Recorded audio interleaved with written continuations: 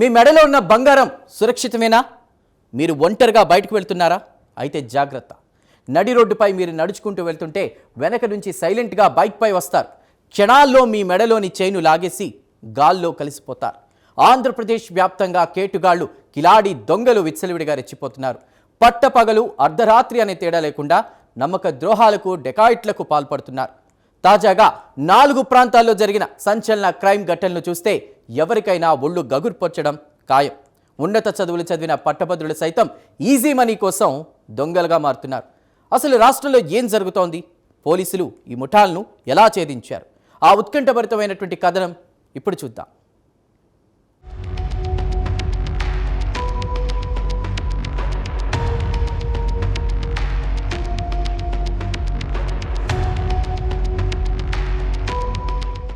విశాఖపట్నం జిల్లా Pendurthi police station పరిధిలో వరుసగా జరుగుతున్న చైన్ స్నాచింగ్ స్థానికులను తీవ్ర భయాందోళనకు గురిచేశాయి. కేవలం కొద్ది రోజుల వ్యవధిలోనే 3 పెద్ద క్రైమ్ ఇన్సిడెంట్స్ జరగడంతో మహిళలు రోడ్లపైకి ఒంటరిగా రావాలంటేనే వణికిపోతున్నారు. ఈ సిరీస్ కేసులను అత్యంత సవాల్గా తీసుకున్న విశాఖపట్నం క్రైమ్స్ ఏసీపీ భవ్యారెడ్డి ఆధ్వర్యంలో స్పెషల్ పోలీస్ టీం రంగంలో దిగింది. సాధారణంగా ఇలాంటి స్నాచింగ్ కేసుల్లో నీతులను పట్టుకోవడం పోలీసులకు చాలా కష్టమైన టాస్క్. అయినప్పటికీ ఖాకీలు తమ ఎక్సలెంట్ టీం వర్క్ తో రంగంలో దిగారు. ఎట్టకేలకు 2 ముద్దాయిలను అరెస్ట్ చేసి వారి వద్ద నుండి సుమారు 85 గ్రాముల బంగారు ఆభరణాలను రికవరీ చేశారు. వీటి మార్కెట్ విలువ సుమారు 14 లక్షల రూపాయలుంటుందని అధికారులు అంచనా వేశారు. పోలీసులు చాలా తక్కువ సమయంలోనే ఈ చైన్ స్నాచింగ్ మిస్టరీని ఛేదించి అందరినీ ఆశ్చర్యపరిచారు.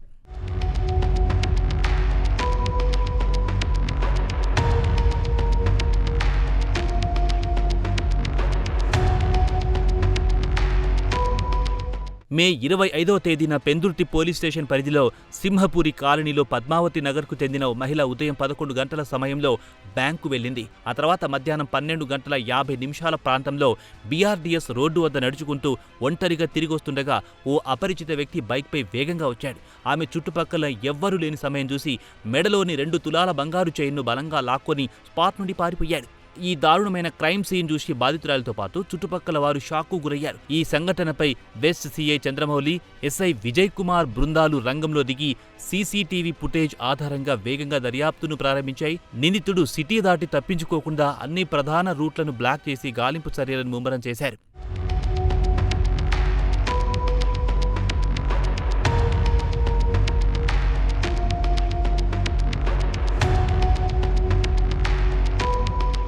కేవలం ఒక్క మహిళలనే కాకుండా ఈ కేటుగాళ్లు శ్రీనివాస్ నగర్కు చెందిన మరో మహిళను కూడా టార్గెట్ చేశారు. ఆమె రాత్రి 7 గంటల సమయంలో బాజీ జంక్షన్లో ఓ ఆసుపత్రిలో ట్రీట్మెంట్ చేయించుకుని రాత్రి 9:30 గంటల ప్రాంతంలో ఒంటరిగా నడుచుకుంటూ వెళ్తుండగా గుర్తు తెలియని వ్యక్తి ఆమె మెడలో 39 గ్రాముల చైన్ను స్నాచింగ్ చేశాడు. అదే ముద్దాయి అంతకుముందు రాత్రి 8 గంటల 45 నిమిషాల సమయంలో ఇండియన్ ఆప్టికల్ షాప్లో పనిచేసే ఓ మహిళను కూడా ఇలాగే దోచుకున్నాడు. సుమారు 14 మంది సభ్యులతో కూడిన స్పెషల్ పోలీస్ బృందం టెక్నాలజీ ఆధారంగా జంగాల కాలనీ, ఓల్డ్ గోశాల సమీపంలో సింహాచలం వద్ద వల్ల హరీష్ అనే మొదటి నిందితుడిని, విజయనగరం జిల్లాకు చెందిన పతివాడ గోవిందరావు అనే 2 నిందితుల్ని అరెస్ట్ చేసి రిమాండ్కు తరలించారు. చూశారుగా, పెందుర్తిలో పోలీసులు సాంకేతిక ఆధారాలతో నిందితులు ఎలా పట్టుకున్నారు. అయితే చిత్తూరు జిల్లాలో జరిగిన మరో క్రైమ్ స్టోరీ దీనికంటే చాలా విభిన్నంగా ఉంది. అక్కడ దొంగతనం జరిగిన మాట వాస్తవమే అయినా పోలీసులు వాడిన ఒక చిన్న మైండ్ గేమ్ ఆ దొంగలను వణికించింది. తాము దొంగిలించిన సొత్తును దొంగలే స్వయంగా తెచ్చి ఇంట్లో పడేసేలా చేసింది. ఆ నమ్మశక్యం కాని మిస్టరీ ఏంటో ఇప్పుడు విందాం.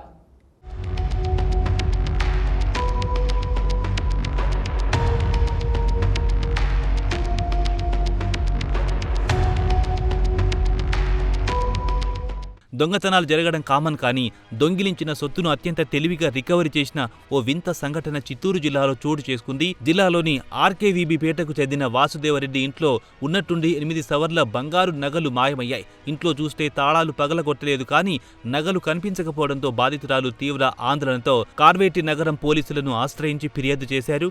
కేసు నమోదు చేసుకున్న ఎస్ఐ తేజస్విని వెంటనే సంఘటనా స్థలానికి చేరుకుని క్షుణ్ణంగా విచారణ చేపట్టారు. వాసుదేవరెడ్డి ఇంటికి తరచూ వచ్చే స్నేహితులు, అనుమానితుల లిస్టు తయారు చేసి వారందరినీ పిలిపించారు. తాము కేసు పెట్టి జైలుకు పంపుతామని గట్టిగా వార్నింగ్ ఇవ్వడంతో ఆ పోలీస్ దెబ్బకు భయపడిపోయిన దొంగలు తాము దొంగిలించిన బంగారాన్ని 24 గంటల వ్యవధిలోనే బాధితుడి ఇంటి ఆవరణలో పడేసి వెళ్లారు.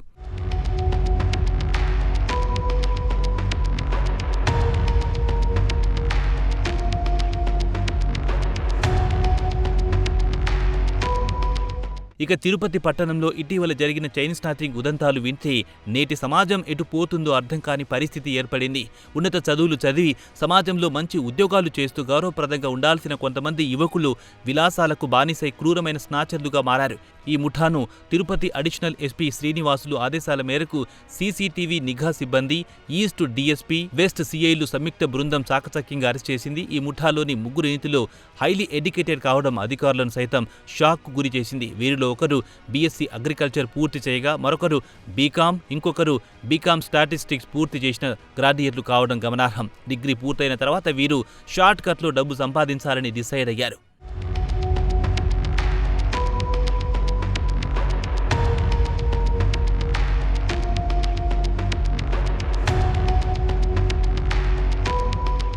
క్రికెట్ బెట్టింగ్స్, ఇతర విలాసవంతమైన జీవితానికి అలవాటు పడిన ఈ చదువుకున్న కేటుగాళ్లు ప్రస్తుతం మార్కెట్లో బంగారం ధరలు ఆకాశాన్ని తాకడంతో సులభంగా డబ్బు సంపాదించడానికి చైన్ స్నాచింగ్లను ఎంచుకున్నారు. సోషల్ మీడియాలో దొంగతనాలు ఎలా చేయాలి, పోలీసుల నుండి ఎలా ఎస్కేప్ అవ్వాలి అనే విషయాలను చూసి వీరు స్ఫూర్తి పొంది ఈ నేరాలకు ప్లాన్ చేశారు. నెల్లూరు జిల్లాకు చెందిన శీలం నాగార్జున రెడ్డి, నల్లగొండ వెంకట మురళి, విష్ణువర్ధన్ రెడ్డి తెల్లవారుజామున 5 గంటల సమయంలో బైక్లపై తిరుగుతూ ఒంటరి మహిళలను టార్గెట్ చేసేవారు. దొంగతనం చేసిన వెంటనే బైక్ నెంబర్ ప్లేట్ తీసేసి నెల్లూరుకు పారిపోయేవారు. వీరు తిరుపతి వెస్ట్ పోలీస్ స్టేషన్ పరిధిలో 1, ఈస్ట్ పరిధిలో 1, నెల్లూరు పట్టణంలో 5 చొప్పున మొత్తం 7 చైన్ స్నాచింగ్లకు పాల్పడ్డారు. చదువుకున్న యువత ఇలా సోషల్ మీడియాను చూసి క్రైమ్ వైపు ఆకర్షితులు కావడం నిజంగా ఆందోళనకరం.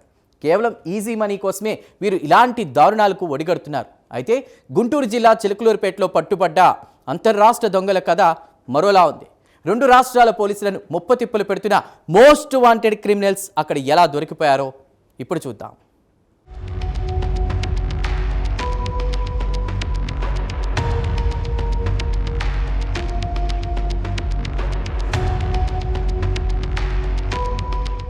గుంటూరు జిల్లాలో చిలకలూరిపేటలో జరిగిన ఓ చైన్ స్నాచింగ్ కేసుకు సంబంధించిన సంచలన వివరాలను సిఐ రమేష్ మీడియాకు వెల్లడించారు.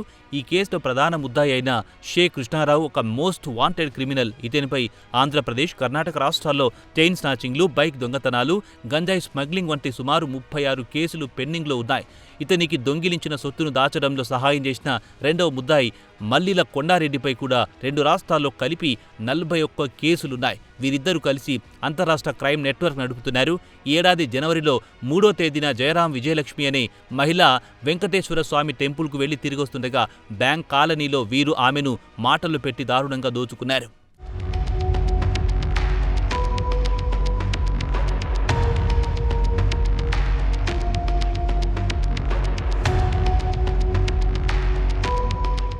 బ్లాక్ యూనికాన్ బైక్పై మాస్క్, జర్కిన్, హెల్మెట్ ధరించి వచ్చిన షేక్ కృష్ణారావు చుట్టుపక్కల ఎవ్వరూ లేని సమయం చూసి వృద్ధురాలి మెడలో 3 సవర్ల బంగారం చైన్ను బలవంతంగా లాక్కొని పారిపోయాడు. ఎస్ఐ సోమేష్ కుమార్, ఎస్ఐ హజరత్ ఆధ్వర్యంలో రంగంలో దిగిన 2 స్పెషల్ టీమ్స్ బెంగళూరులో నిరంతరం తిరుగుతున్న నిందితులను మే 25న చిలకలూరిపేట బస్టాండ్ వద్ద పక్కా ఇన్ఫర్మేషన్తో అరెస్ట్ చేశారు.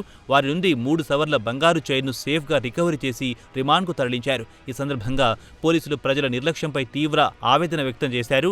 ఇంట్లోని బీరువా తాళాలు అక్కడే వదిలేయడం, ఇండ్లకు తాళాలు వేయకుండా బయట పడుకోవడం వంటి అజాగ్రత్తల వల్లే దొంగతనాలు పెరుగుతున్నాయని ప్రజలను హెచ్చరించారు.